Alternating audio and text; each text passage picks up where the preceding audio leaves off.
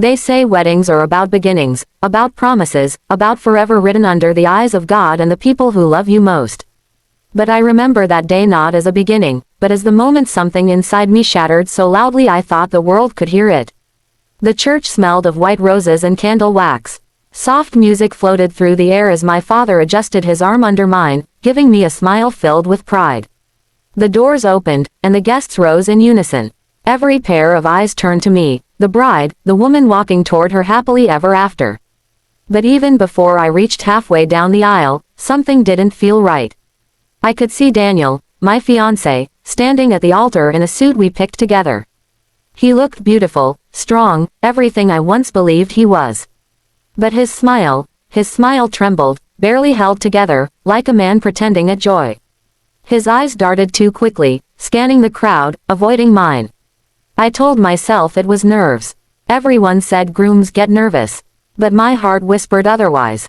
After all, I knew him better than anyone, or I thought I did. Step by step, I walked closer, clutching the bouquet so tightly the stems dug into my palms. When I finally reached him, I expected his gaze to settle, his hand to calm mine with that familiar warmth. Instead, his fingers were ice when they brushed mine, and the tremor in his jaw betrayed something he couldn't hide. The priest began the ceremony, his voice steady and sacred, but Daniel's phone buzzed in his pocket, loud in the silence of the church. He flinched. My stomach twisted as he fumbled for it, his eyes flicking to the screen like he was staring at life or death. His lips parted, and I thought he would ignore it, slip the phone back into his jacket. But no, his whole body tensed, his face drained of color, and suddenly he turned toward me. "I'm sorry," he whispered. The words were so soft I almost thought I imagined them. But then he stepped back, shaking his head, gripping the phone as if it was the only thing keeping him alive. Before anyone could stop him, before I could even ask what he meant, he ran. My groom, my almost husband, ran down the aisle, past the stunned faces of our families, out the church doors, leaving me standing there alone. For a moment, I didn't move. My body went numb, as though the world had tilted and left me behind. My father's voice boomed through the church, calling Daniel's name. Gasps spread like wildfire among the guests, followed by hurried whispers. My bridesmaids rushed forward, their heels clicking against the marble, their faces etched with panic and pity. But me, I didn't collapse. I didn't cry. I simply stood, veil slipping down my shoulders, bouquet falling to the ground, petals scattering like broken promises. Everyone waited for me to crumble, to scream, to chase after him. But instead, I did something no one expected. I smiled, just a small, fragile curve of my lips that hurt more than any scream ever could. It wasn't happiness, it was survival. The only weapon I had in that moment of humiliation was composure. Because deep down, in the pit of my stomach, I knew this wasn't about nerves or fear of commitment. His eyes when he whispered, "I'm sorry," they weren't the eyes of a man who didn't love me. They were the eyes of a man torn, pulled towards something darker, heavier. I knew there was someone else. The name hadn't surfaced yet, but the truth was there, hovering between his rushed footsteps and my breaking heart. He didn't run because he stopped loving me. He ran because someone out there needed him more, so desperately that he abandoned everything, even me, to answer that call. And so, while the church filled with chaos, with my mother's sobs, with my friends' shocked murmurs, I quietly slipped away. I pushed through the side door, leaving behind the shattered fragments of what was supposed to be my perfect day. Outside, the air hit me like a slap. Cold, sharp, real. The satin of my gown dragged against the pavement as I walked, but I didn't care. I took off my veil, tossed it into a trash bin, and kept moving. The silence of the empty street wrapped around me, gentler than any hand that tried to comfort me inside. People would talk. I knew that. By the end of the night, my story would ripple through family, friends, coworkers. The bride who was left at the altar. The woman abandoned. Pity would follow me like a shadow, and humiliation would stain my name. But I refused to give them the satisfaction of my tears. So I disappeared. I didn't go back home. I didn't answer the endless calls that lit up my phone. I turned it off and shoved it into the depths of my purse, as though silencing the world could silence the storm inside me. I checked into a hotel under another name, the kind of place no one would think to look for me, where the wallpaper peeled and the bed smelled faintly of dust. That night, lying on a bed that wasn't mine, wearing a gown that no longer meant anything, I stared at the ceiling and thought about Daniel. About his laugh, his promises, the way he kissed my forehead when I was tired. About the nights he said, "You're my forever." And I thought about the way his hands trembled today. The panic in his voice when he whispered, "I'm sorry." It wasn't love that dragged him away from me, it was fear. A fear tied to someone else. Who was she? The woman whose shadow loomed so large it swallowed my wedding day whole. The woman who could summon him with a single call, pull him from the altar like a puppet cut from its strings. I didn't know then, but I knew I would find out. Still, the cruelest truth hit me in the silence. It didn't matter why he ran, because he had still left me. No matter the danger, no matter the reason, he had chosen her over me. And that, I realized, was the deepest wound of all. As the night stretched on, I pressed my palm against my chest, feeling the steady thud of my heartbeat. It was a reminder I was still here, still breathing, even if everything I believed in had collapsed. I thought I would cry eventually, that the dam would break and I would drown in grief. But the tears never came. My eyes stayed dry, heavy, but dry. Because something else was rising inside me instead, something stronger than sorrow. Resolve. If Daniel thought leaving me would erase me, he was wrong. I wasn't going to fall apart and let my story be a cautionary tale whispered at dinner parties.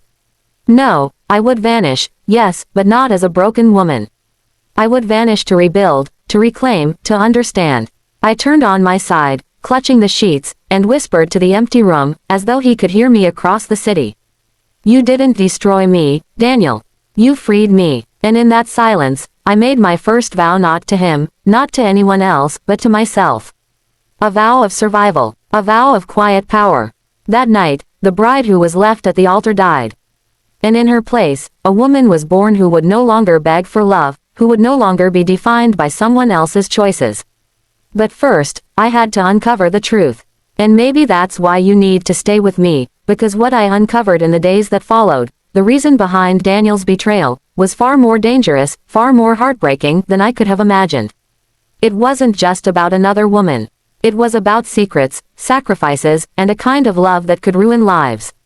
And when I finally faced him again, I realized my disappearance wasn't just escape, it was transformation. The days after my disappearance blurred together like paint smeared across a canvas. I lived quietly, tucked away in a rented room above a laundromat, far from the glittering streets Daniel and I once walked together. No one knew where I was. No one saw me, and that was exactly what I wanted. Because I wasn't hiding in weakness, I was observing. Waiting. The world thought I had broken down. That the bride abandoned at the altar had fled in shame. But I wasn't ashamed. I was angry. Not the kind of rage that lashes out and burns quickly, but the cold, steady kind that settles in your bones and whispers, "Wait."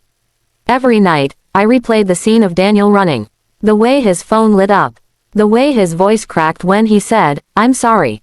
Those words haunted me more than his absence. What was he sorry for?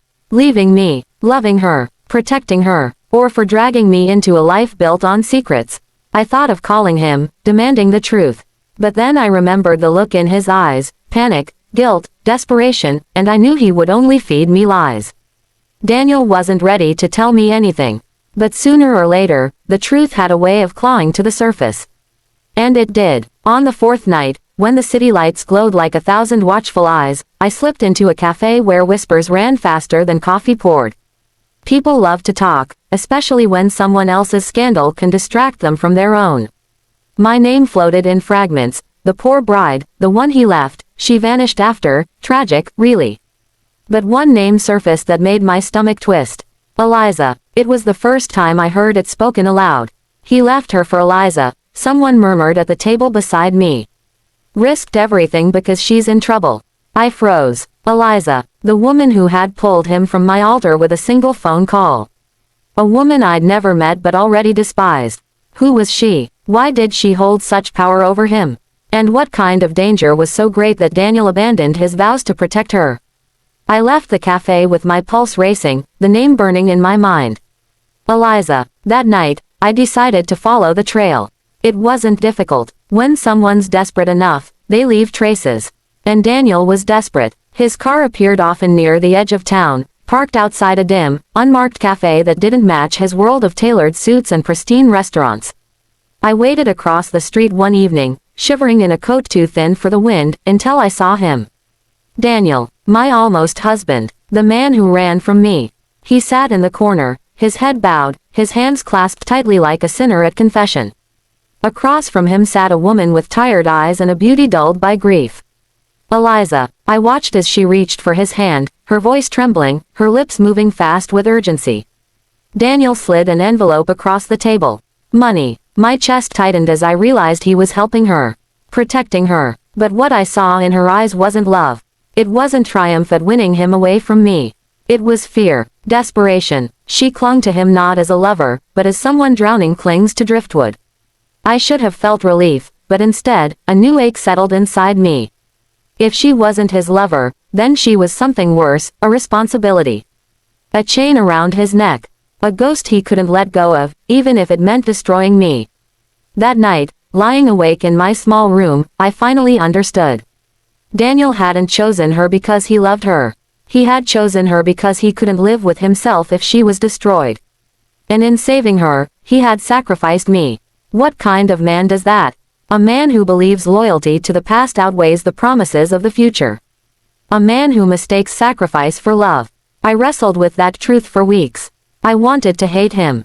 I wanted to curse his name, to shout to the world what he had done. But each time I closed my eyes, I saw the boy I once loved, the one who kissed me under streetlights, who laughed with his whole chest, who held me when I was sick. That boy wasn't cruel. He wasn't faithless. He was trapped. But here's the truth I finally faced. It didn't matter why he left me. Because no matter his reasons, he left. He let me stand there humiliated, stripped of dignity, while he chased a ghost. And love cannot grow where trust has already burned to ash. So I made a choice too. I didn't chase him. I didn't beg for closure. Instead, I built myself back, quietly, steadily. Each morning, I woke and forced myself out of bed. I got a job in a bookstore where no one knew my story. I spent evenings walking along the river, letting the city air clear my lungs of sorrow. I read again. I wrote again. I remembered the woman I was before Daniel, and I began shaping the woman I would be after him. And slowly, painfully, I started to breathe again. But life has a way of circling back. Months later, when winter melted into spring, a knock came at my door. I froze when I saw him. Daniel, standing there, thinner, older, his eyes hollow. He didn't wait for an invitation. He simply looked at me, as though trying to memorize the outline of my face. I thought I saved her, he whispered, his voice breaking. But in saving her, I lost you. For a moment, the ache in my chest roared back, raw and unhealed. But then I saw him clearly. Not the man I once worshipped, not the boy I loved, but the man who had chosen someone else's safety over my happiness. And I knew. I could never go back. You didn't lose me, Daniel, I said softly, my hand resting on the doorframe. You set me free. His shoulders slumped as though the weight of those words crushed him. His lips parted, searching for something to say, something to fix. But there was nothing left to fix. Not for us. I closed the door. On the other side, I heard him linger for a moment before his footsteps faded away. Maybe he would return to Eliza, maybe not. Maybe he would spend his life haunted by the choice he made. But that was no longer my concern. I leaned against the closed door, exhaling deeply, and for the first time since the wedding that never happened, I felt peace. Not because he finally came back, but because I no longer needed him to. I had disappeared not in weakness, but in strength. I had chosen silence not as surrender, but as power. And in the months I spent invisible, I discovered something far greater than answers, I discovered myself. And maybe that's the truth most people never tell you. Sometimes the greatest revenge isn't anger, or screaming, or demanding explanations. Sometimes it's silence. Sometimes it's walking away so completely, so fully, that the person who once broke you can no longer reach you. I didn't cry the day he left me at the altar. I didn't cry the day he found me again. Because tears belong to the woman who believed forever was promised. I am not that woman anymore. I am the woman who disappeared, and returned unbroken. And maybe this is the message for you too. When someone shatters you, you don't owe them your pain, your tears, or your time. You owe yourself rebirth. Sometimes the strongest thing you can do is vanish, rebuild in silence, and reappear so whole that the world forgets you were ever broken. Because true power is not in holding on, it's in letting go.